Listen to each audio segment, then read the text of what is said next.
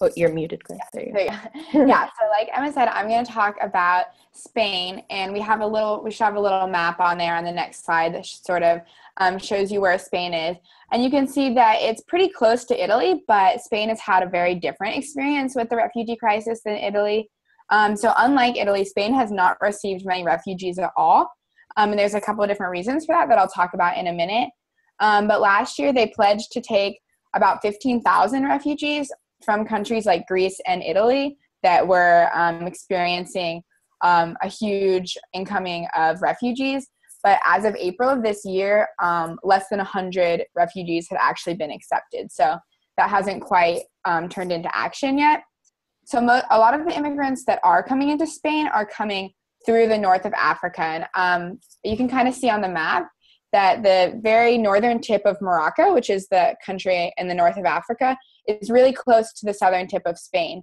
And there's actually some cities in the north of Africa that are Spanish territories. So people who are coming into Spain, a lot of times are coming that way through northern Africa.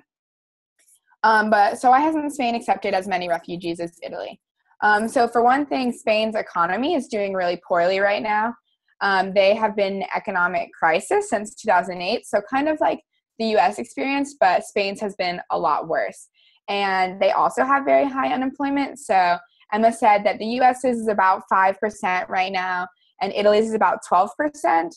And Spain's unemployment rate is over 22% right now. So there's, again, a lot of Spanish people that are having trouble finding jobs, and a lot of people in Spain are moving to other countries in Europe to try to find jobs. So for one thing, the government of Spain is really hesitant to accept a lot of refugees, and also there's just not much opportunity for them in Spain once they arrive. And then another reason is the geography, because as you can see, Spain's a lot farther west than Italy, so it's more difficult for people to get to from places like Syria. They'd have to travel a lot longer across northern Africa to get there. So that's another reason. And it's kind of interesting to see how different Spain's experience with the refugee crisis has been from countries like Italy. It'll be interesting to see also if they follow through with their pledge to accept some of those refugees from other countries, or see if anything changes if their economy starts to get better.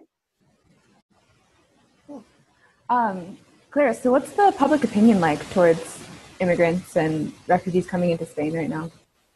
Yeah, so public opinion in Spain with regards to accepting refugees is actually pretty positive. A lot of the people in Spain want their government to be accepting more refugees, but and they're calling on the government to accept more, but that just hasn't really happened yet. So one interesting thing is that a lot of times public opinion changes once a country starts to accept refugees. So right now, most people in Spain like the idea of their country accepting more refugees, but it hasn't quite turned into action yet. Oh, it's really interesting.